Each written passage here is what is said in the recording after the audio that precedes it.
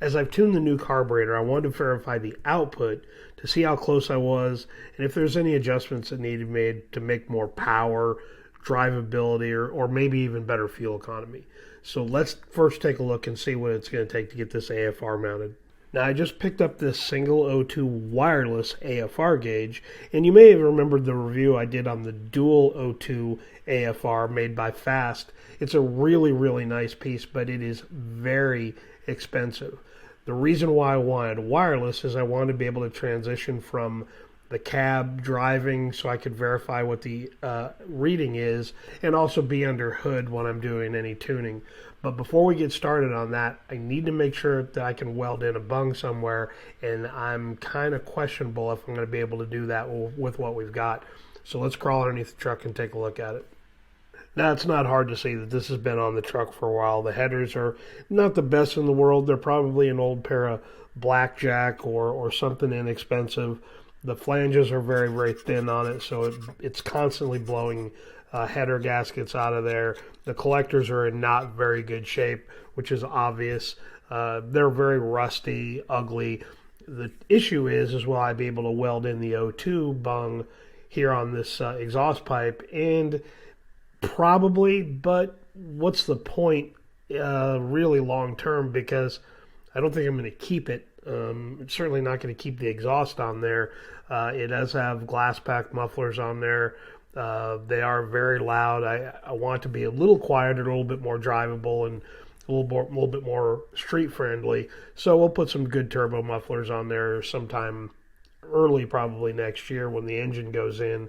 But might as well just go ahead and get started and take care of all that now. And honestly, when we get to that point, I'd rather have a new, fresh exhaust underneath the truck anyway, and certainly a new set of headers. So I've got a couple of things that I really want in headers. I've run some very, very nice ones made by Hedman. They tend to fit really well. I want them ceramic coated. That's the number one. And two, I want nice, thick flanges on it so it's not constantly blowing header gaskets and leaking exhaust and, being noisy. Those are no fun. I want to bolt them on and forget about it. So I want to take a look online and see what's available. And really right now, with everything being on back order, there wasn't a lot available. I don't really care too much about the price. I wanted to keep it $800 and under for the set of headers, and I know that sounds like a lot, but when you get into the really, really nice Hedman headers, I think they're about $700. So with tax and everything else, it probably would have been around $800 anyway. But the only ones that were available was this inexpensive ceramic coated Chinese set, and they did arrive in just a couple of days, and that's what we're going to take a look at, see what they look like, see if the quality is good enough to use, and see if they're going to be okay for this truck. So let's open these up and take a look at them and see what we got. Now, one thing about stuff that does come overseas, which I'm sure everyone has noticed, is usually the packaging is fairly decent on stuff that's a little bit more money anyway. And these were, I think, right around $400 retail. So, they're packaged fairly well. They had a long journey to get to my house, so not bad shape there. But let's start digging and take a look a little bit closer and kind of see what everything looks like here. I will tell you that the gaskets that are in here are certainly something I will not use. I will use a nice, Remflex gasket. I typically like to use those on exhaust for sure. Just stays together a little bit nicer. And again, anything that can keep the leaks down on the exhaust side is a good thing.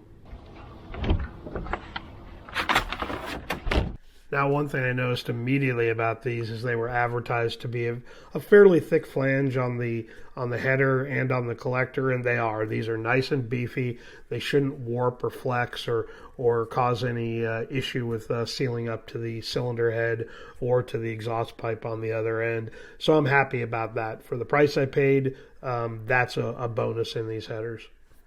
Now, one thing on ceramic coat, the whole key to getting it to applying and holding correctly is in the prep work.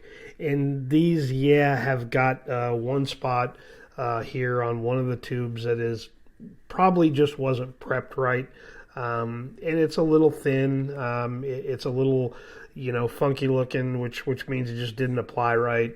So I'm quite certain down the road, having seen this before, that at some point in time that will burn off and will start to rust there and look like an ugly old header again. But for the most part, I mean, that's the only really bad spot on there. And again, for a $400 set of headers, what do you expect? I'm not gonna get bent out of shape and sent these back, but they will certainly have an issue in the future. But for looking over, all the tubes on it, that really looks like the only spot that's a little ugly anyway. Now, the other spot here that has a little bit of an issue is at the collector. Now, with this type of collector, you have to have the flange already rolled onto there. So when you do lay the ceramic coat on there, you have to make a little bit of a sacrifice because ceramic coating is a heat treating process. It's absorbed into the metal or adheres to the metal after heat is applied. So it's obvious what they did. They just bolted the flange down so it held in place, and that's where certainly there's no ceramic coating on it. So issue? No. I mean, I've seen that before. Typically, the high-end header sets will have that kind of corrected. They will either do a different type of end on there that doesn't require this, a ball and socket style, something like that makes the finish a little bit easier. Because certainly you don't want to spend 800 and or up $1,500 for a nice set of headers and have spots on it that are going to rust. So again, not out of the ordinary. I kind of expected it. This is kind of what it looks like. Is it going to be an issue? I doubt it. It'll be a little hidden, so I won't see much of it. But yeah, certainly when you pop the headers off or take the exhaust pipes off at the collector, you'll certainly see it, once it's been driven down the road. Not that big of a deal, but just something to point out. Now, at the collector end of the header, again, these are not a very expensive set of headers. Flowtechs are, I would say, lower mid-range of header. Not the highest quality, but certainly not the cheapest quality either. So the collector is going to be a little bit of a, not perfect, and certainly these aren't either. I wouldn't expect them to be, but the ceramic coating didn't get too far up in there, and neither on the cylinder head side of these headers as well. Again, issues to be aware of when you buy a cheaper set of ceramic coated headers, but to me, I'm not going to stress that or be anxious about it. I don't think it's going to affect the overall fit and performance of the header. Certainly long term, they might not look as nice at these points, but again, for what I'm using it for, fine. If you want a nicer set of headers that are, certainly the quality is a lot better, well, it's part of stepping up and paying the money for them. But for what I'm using on these for, these will be just fine. So overall, I'm happy with these. They look like they're going to fit. The real test is going to be here, well, several months down the road, I guess, probably when we get the engine out, rebuilt and thrown back in there. That will be the real big test of it. Still need to buy in a exhaust kit to go for this. I don't know what I'm going to do there. I may just bend one up or have it bent up locally. I may just buy one of the inexpensive ones from LMC Truck or one of those with a turbo header in it and just throw it on there. Again, I'm not looking for the most expensive, nice, high quality.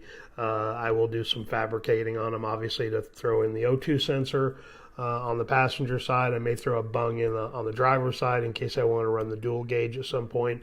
But certainly it'll be a little bit different on some of those because I'll have to weld the collector onto it onto those kits as well. Anyway, just because they never fit right with a header back type system. They're always a little more difficult. No big deal as long as I know that going in, and I know there's a little bit of fabrication time. No big deal.